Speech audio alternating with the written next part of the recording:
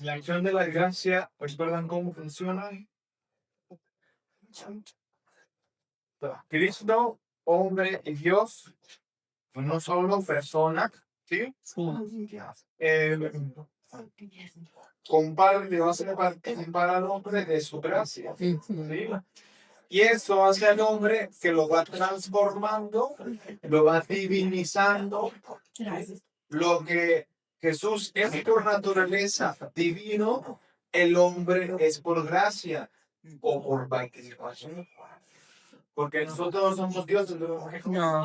Pero cuando Cristo se encarna, transporta o comparte de la vida de Dios al hombre.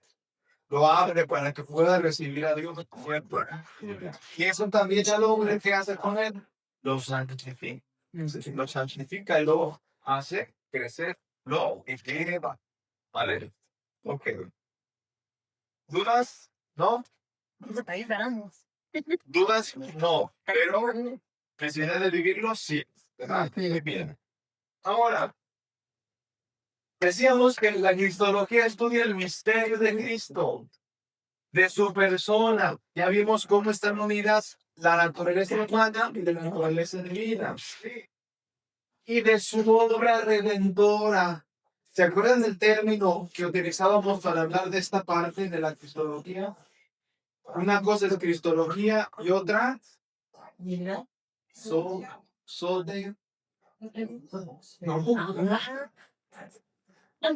soteriología. Cristología estudia la persona de Cristo, soteriología estudia la obra redentora de Jesús. Ahí está, obra redentora de Jesús.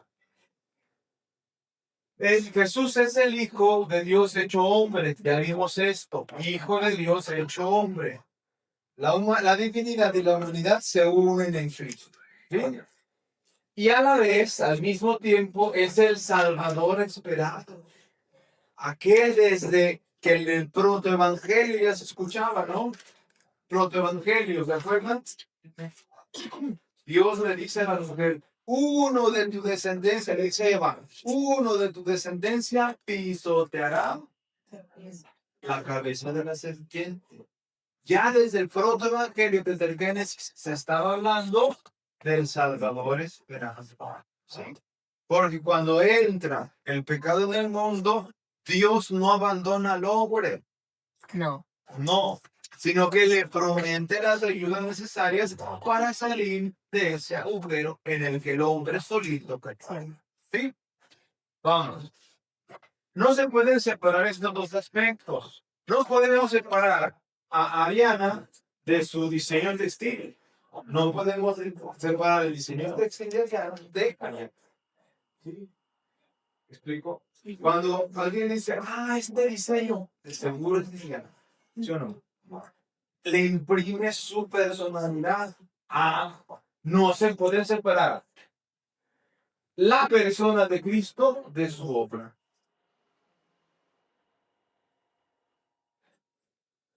Uno, la finalidad de su venida al mundo es precisamente la salvación de los hombres.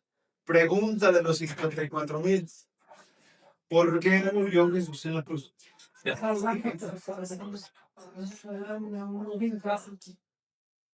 A ver, motivo político. ¿Por qué murió Jesús? ¿Qué motivo político hubo para matarlo? Exacto. No. Rey de los judíos. Se proclamó rey de los judíos. Todo aquel que se proclamaba rey era enemigo del César, enemigo del emperador. Por eso, razón política para matarlo. ¿Qué? Razón religiosa. No han ido a Starbucks. Ahí hay una palabrita clave. Dice, ven a redimir tus puntos.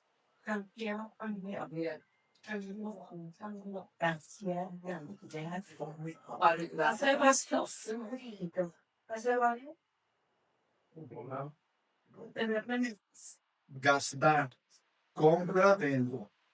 Cuando el hombre peca, se hace acreedor de una deuda. ¿Sí? Entonces, Cristo con su sacrificio en la cruz ha redimido, ha pagado esa deuda que debíamos nosotros por el pecado. Por eso dicen, hemos sido comprados a precio caro por la sangre del Señor. Eso significa redención, redimir. Cuando ustedes vayan a pagar su tarjeta de crédito, van a ir a redimir para que luego les presten. ¿Me explico? Y salvación, eso sí es claro, ¿no? Hay peligro, hay situaciones de riesgo. ¿Y qué es lo que hace Jesús? Nos salva, nos rescata, exactamente.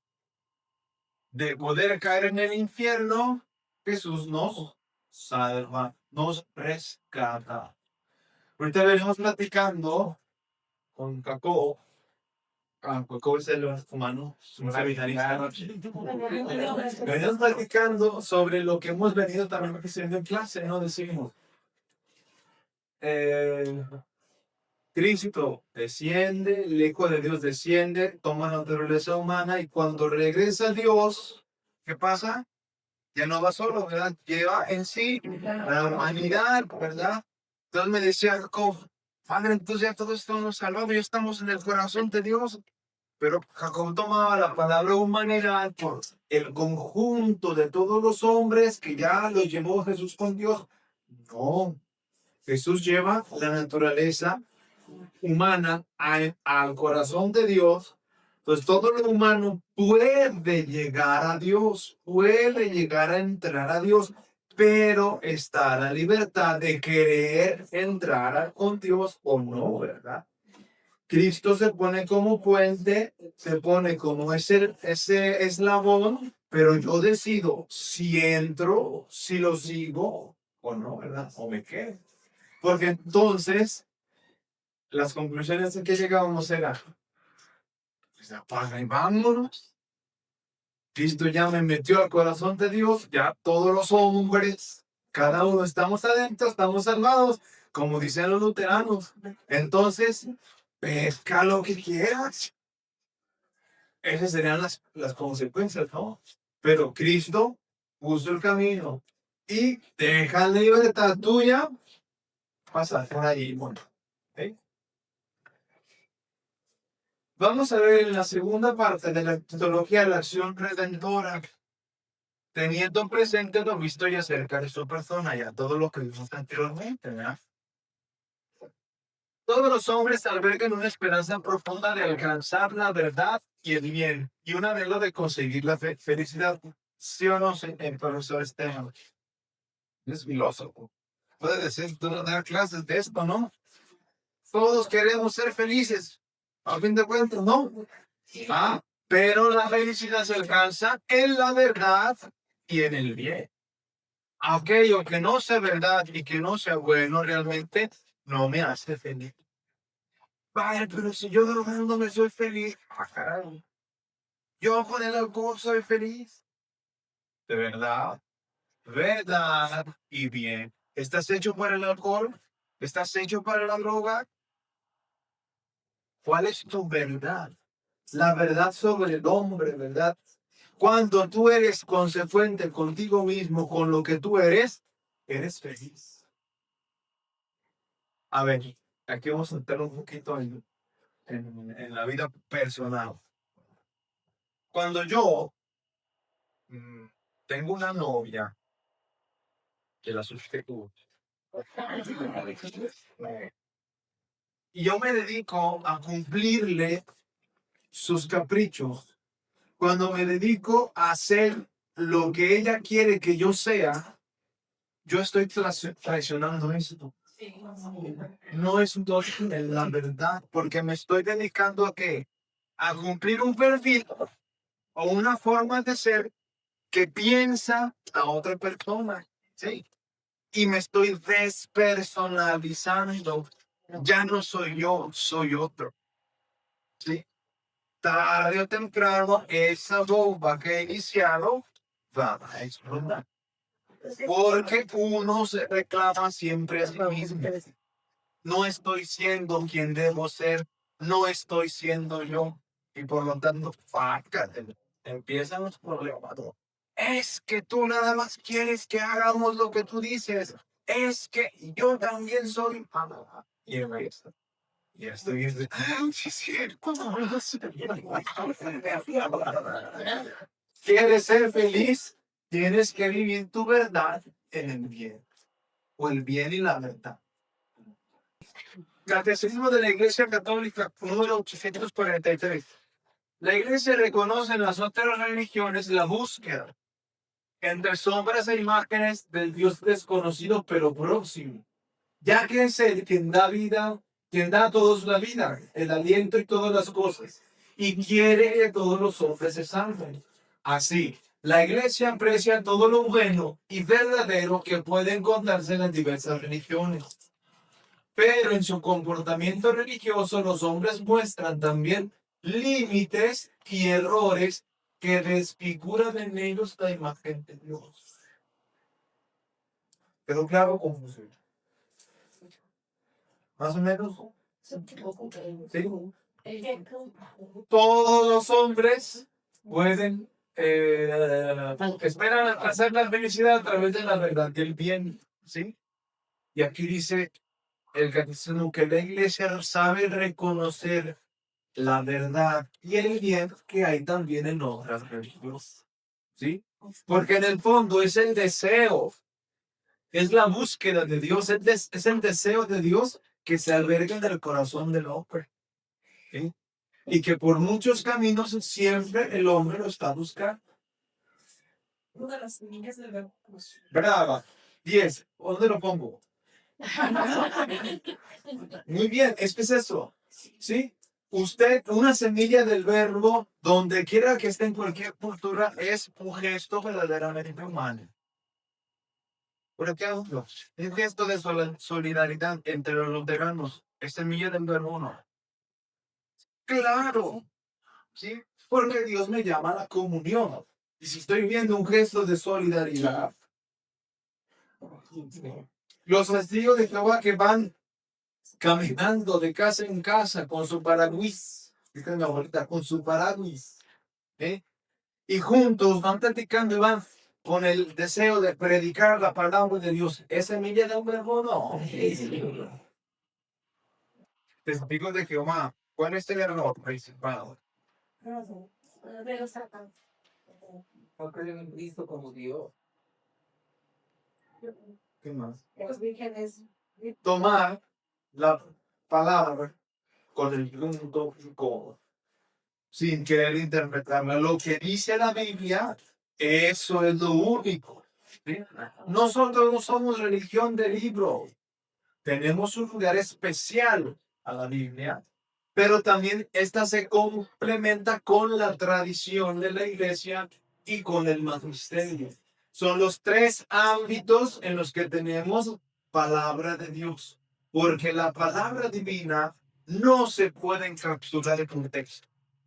No está toda dicha aquí.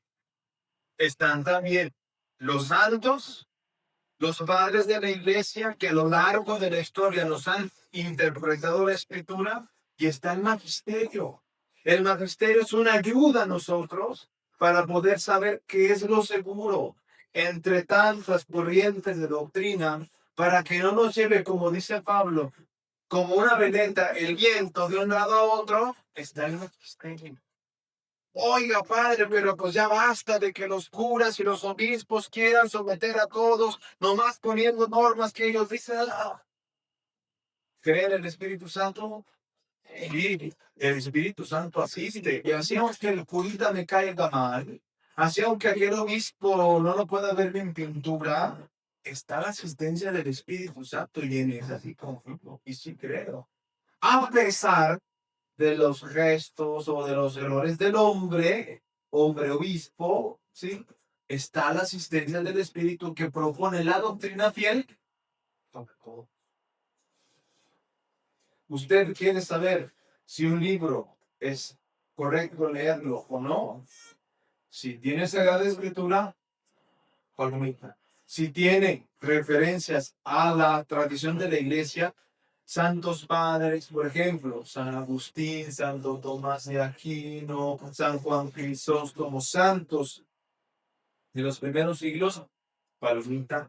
Y si tiene referencia al magisterio de la iglesia, palomita. Y aparte se encuentra atrás de la portada, que la contraportada está atravesada. Atrás de la portada dice Nihil obstat imprimatur, firma de un obispo de Legaria. Pero si no tienes no agua, cuidado, porque quién sabe de dónde viene. ¿Sí? Cristo revela que Dios nos ama y nos destinó antes de la creación del mundo una alianza que nos hace participar de su vida infinitamente feliz. Ese es el proyecto de Dios, que estemos con Él. La vocación del hombre es una, la divina. Llamados a ser como Dios. No llamados a ser Dios, ¿verdad que no? No quitar a Dios de su lugar, sino llamados a ser como Dios. A imagen y a ver cómo le hace Jesús para hacer eso. La Biblia nos enseña que el origen del mal y del sufrimiento está en el misterio de iniquidad. Misterio de iniquidad, dice San Juan. ¿Qué es el pecado? ¿Cómo se traduce el misterio de iniquidad? Dice Pablo, hago el mal que no quiero y no hago el bien que sí quiero. Nos pasa, ¿no? En todas las... Veo las cosas buenas y digo, sí, yo quiero ser así, pero ya en la hora de las horas, otra y otra. Misterio de iniquidad, que es el pecado. Por mi concupiscencia, si mi naturaleza herida inclinada al mal, ¿sí? Tengo la posibilidad de caer. ¿Qué decía Pablo? Le he pedido a Dios ya 3 veces que me quite esto. Muchos interpretan, ¿será una enfermedad? ¿Será un sufrimiento? Pero la mayoría se inclinan porque era un pecado. Quizás es la soberbia, porque Pablito era soberbio. ¿Sí o no? ¿Sí o no? Díganlo. Pablo era soberbio. Pues les dice, ¿verdad? ¿Qué presumen? ¿Que son judíos? Yo también. ¿Que son fariseos? Yo también. Y cumplí muy bien los preceptos divinos. ¿Que son apóstoles? Yo también. Yo, ¿verdad? Hay un padre que se llama Francisco del Gratillo Aguay, ¿han oído el nombre? Es un doctor en psicología, ¿no? Estuvo trabajando varios años en la pastoral penitenciaria. Ahorita lo mandaron de misiones hace 2 años a Oaxaca. Bueno, el punto es que él quería hacer un libro sobre la psicología en San Pablo. Para mostrarnos a Pablo cómo era su personalidad. Y uno de los puntos era soberbio, presumido. Entonces, algunos estudiosos dicen que era un pecado que Pablo le decía, quítame esto, Señor, quítame ese aguijón del espíritu que me duele, ¿verdad? Pero luego dice, 3 veces le pedí al Señor y las 3 veces una que lo repitió. Te basta mi gracia, te basta mi gracia, te basta mi gracia. Porque en la debilidad se manifiesta el poder de Dios. Y él dice, ¿verdad? Que tus pensamientos no son mis pensamientos. El hombre no piensa como... Bueno, el de unos ángeles y los de los hombres, principalmente el original, pero también los personales de cada hombre y cada mujer. El pecado de los ángeles, ¿cuál fue? Dijo Satanás, no te serviré, ¿verdad? Vámonos, el de los hombres, desobediencia. El original, desobediencia, pero también los personales de cada uno, ¿verdad? Los que nosotros nos hacemos. Misterio de iniquidad. La imagen de Dios en la persona humana ha sido oscurecida y desfigurada. Ojo, oscurecida y desfigurada, no destruida. Por eso usted cuando peca, aún sigue portando la imagen de Dios. Porque eso no se quita. Usted, aún cuando le haya dicho no a Dios, usted sigue perteneciendo. Y por eso usted se puede convertir. Y por eso usted se puede arrepentir. Porque la imagen de Dios continúa. Entonces, cuando yo me veo al espejo, la imagen que Dios tiene de mí y la imagen que yo por mi pecado desfigurado, digo, no nos parecemos.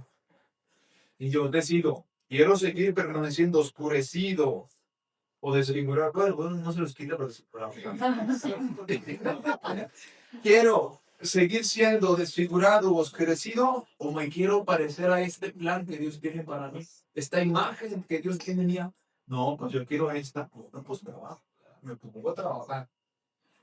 Pero no destruirá. El hombre con sus solas fuerzas no puede liberarse del pecado y sus consecuencias. La liberación verdadera y completa del hombre procede únicamente de Dios.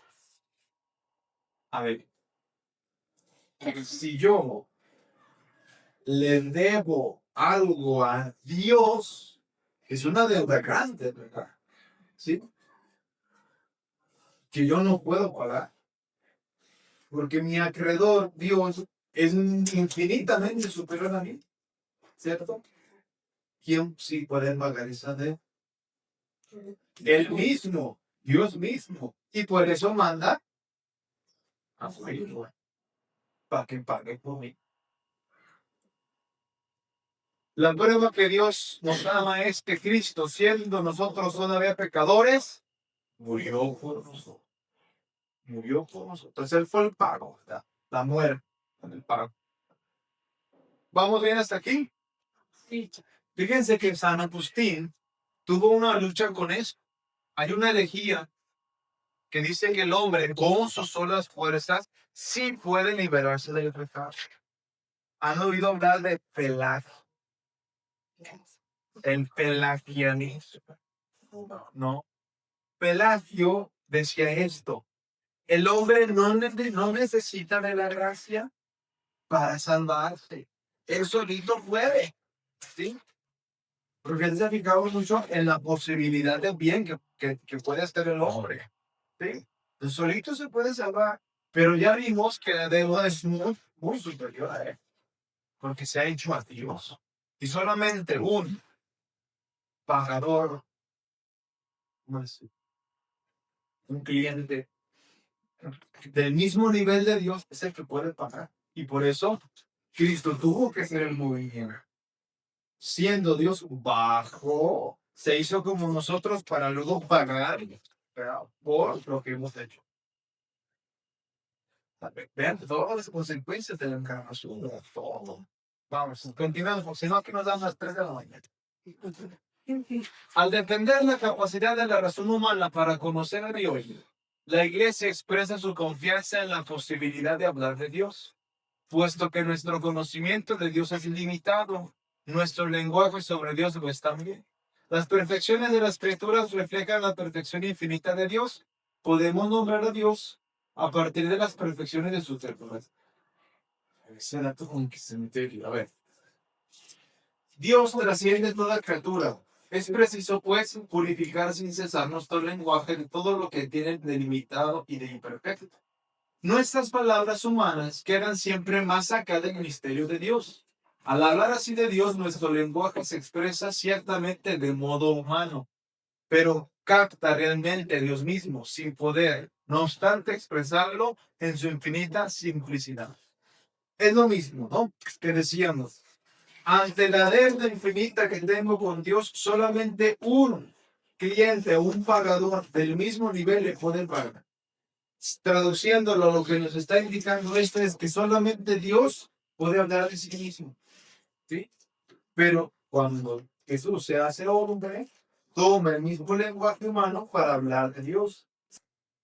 La comunicación idiomatum es.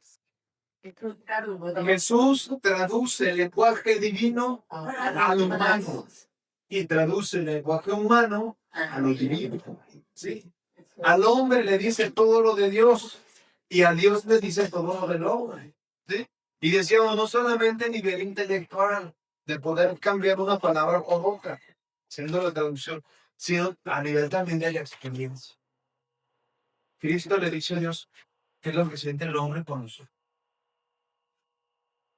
Y ustedes me decían, sí me acuerdo, ustedes me preguntan, padre, pero si él lo sabe todo. Sí, lo sabe todo, pero no lo había vivido carne todo. O sea, en Trinidad, hay una expresión que se llama pericoesis. Lo que hace una persona en ella, en esta obra de una persona, está en la fe.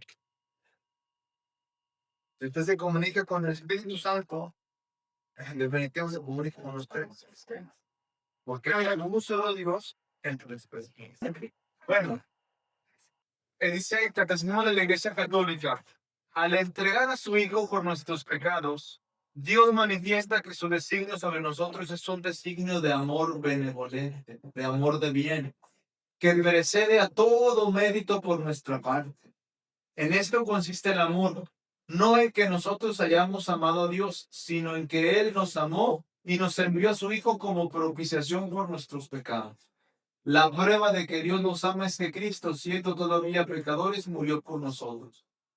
Fíjense, precede a todo mérito por nuestra parte.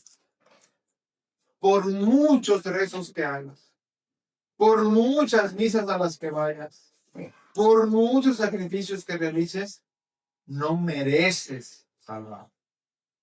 Eso es solamente una obra de la misericordia. Obviamente, ya trasladándonos al ser de Dios, al ser misericordioso de Dios, no va a dejar sin valor tus obras. Es una especie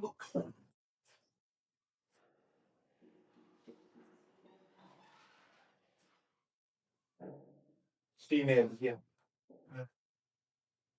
Acción de Dios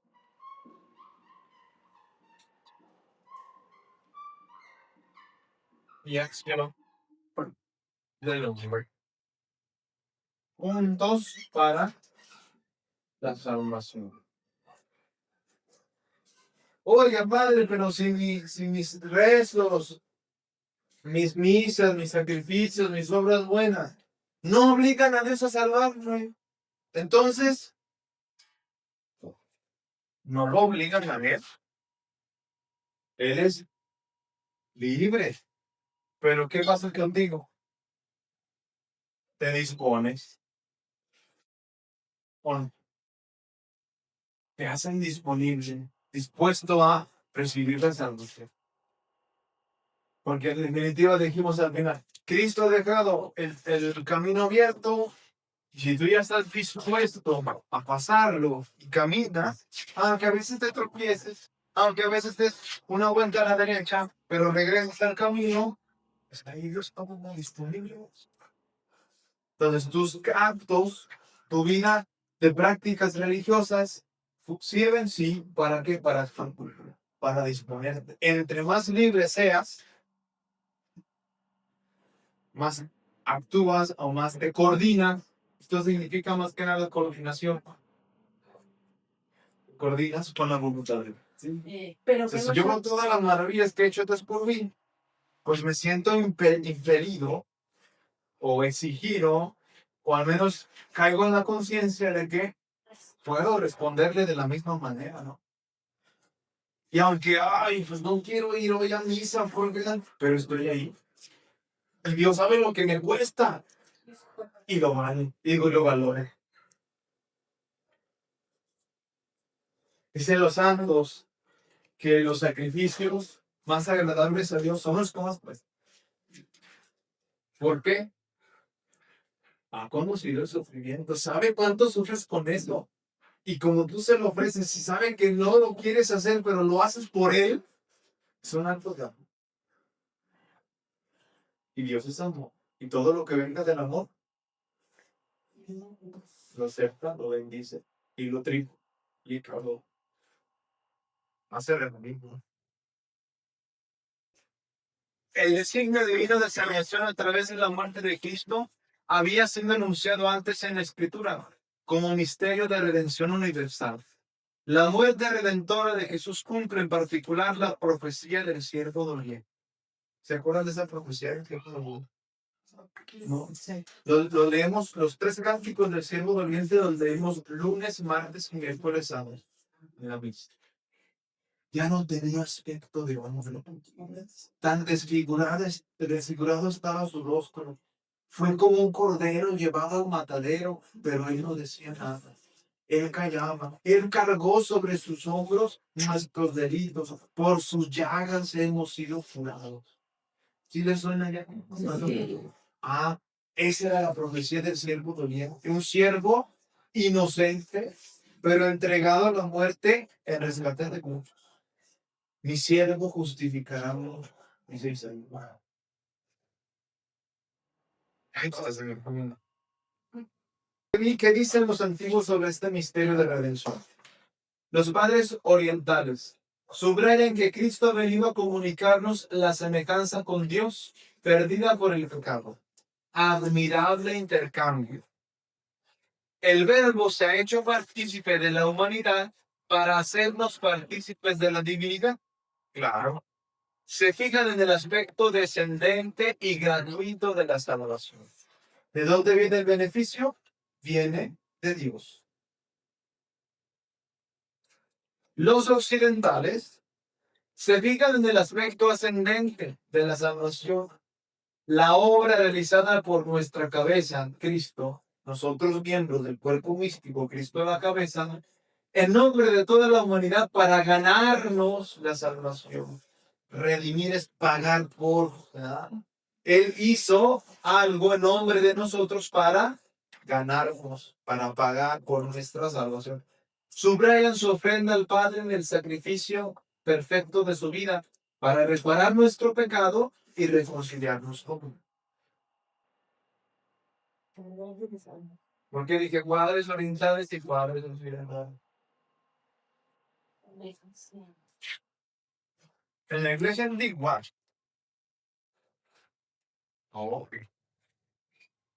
había como dos hemisferios, ¿sí? La iglesia occidental y la iglesia oriental. ¿Qué características había? En Occidente, el latín; en Oriente, el griego; ¿sí? En Occidente, Roma, y en Oriente, Constantinopla; ¿sí? En Occidente, el Papa, y en Oriente, el Patriarca. ¿Dos iglesias? No. Dos culturas dentro de la iglesia. Cultura oriental y cultura occidental. Los de este lado, de Oriente, ponen su énfasis ¿dónde? En restaurar la semejanza con Dios. Y los de Occidente, ¿dónde ponen el acento? En reconciliarnos con Dios, en pagar por nuestros pecados. ¿Cuál está bien, cuál está mal? Ninguna. Todas están bien. Con Dios por, o sea, pagar por nuestros pecados, ¿verdad? En eso consiste la redención, o pagar por nuestros pecados. Ahí está San Anselmo de Canterbury. Veía a Dios como Señor soberano, cuyo honor es ofendido por el pecado. Ante esta ofensa, el orden de la justicia divina exige con todo rigor una reparación voluntaria, adecuada o un castigo. Pero la deuda es infinita por ser Dios el ofendido. No debiendo pagarla sino el hombre y no pudiendo pagarla sino Dios, tenía que ser hombre y Dios quien satisfaciera el honor divino de Dios. ¿Ya lo entendió? Es una interpretación válida en diversos aspectos y que ha influido en la teología posterior, pero es demasiado jurídica. Debes, págame. Con una concepción muy humana de Dios, como aquel eh, es justiciero, ¿verdad? Como me la hizo el que me la pague. Él me ofendió, que me pidan perdón. Hasta muy inmaduro, ¿no? Del pecado como ofensa inferida a Dios, de su reparación como compensación que debe recibir del hombre y de una justicia divina que obliga a Dios a exigir sus derechos. Pero es un esquema válido, ¿no? Hay una ofensa y nos conviene repararla, nos conviene pagarla. Y bendito Dios que no fuimos nosotros, ¿verdad? Él. Pero ¿por qué él lo hizo? Porque ya entró por mal parte de eso. Cuando se entró. Ahora, esa es una interpretación, ¿verdad? Poco a poco iremos llegando hasta darle la matización precisa con el término misericordia, ¿verdad? Dice, usamos la misericordia triunfa sobre el juicio. La mejor forma de reparar los pecados es mire, pues la oración, la ofrenda, el sacrificio más agradable de Dios es la Eucaristía. Yo no veo otra forma de estar más cerca de Jesús con la consagración. ¿Qué onda es? ¿Qué hace? Razón. Si les he platicado de dónde está el cuerpo de Cristo ahorita. Sacramentalmente en el sagrado, místicamente en usted en su corazón, eclesialmente en nosotros como iglesia, pero con todo estricto rigor, ¿dónde está el cuerpo de Cristo? En el cielo, ¿verdad? En la Trinidad. ¿Y cómo es su cuerpo? Glorioso. Ya no es como nosotros. Se ha transformado, se ha transfigurado. Ahora es glorioso, ¿verdad? Entonces, ya sé qué necesito, cuál es el traje de fiesta que necesito para ir al cielo, ¿verdad? No son los tacones, ¿verdad? Es transfigurarme, es un cuerpo glorioso para poder estar al cielo. Y si yo comulgo, ¿sí? O sea, el cuerpo glorioso de Cristo baja la hostia, ¿sí? Y me lo como, ¿qué pasa? Me va transformando, me va transfigurando, me va glorificando poco a poco, ¿verdad? Para que cuando me pase ya al cielo, me toque ir al cielo, ya traiga el traje de Dios. Que vemos esas parábolas, ¿no? El Señor, el Rey de Reyes, preparó un banquete de bodas para su hija. Ya, pues no vinieron los invitados. Uno que tenía un campo, otro que, otras excusas que dieron, ¿no? Le digo, vayan a los campos, a los caminos, tráiganse los rojos, a los lisiados, tráiganse a todo el mundo, que haya fiesta. Llegan todos, sí. Pero había uno que no tenía el traje de fiesta.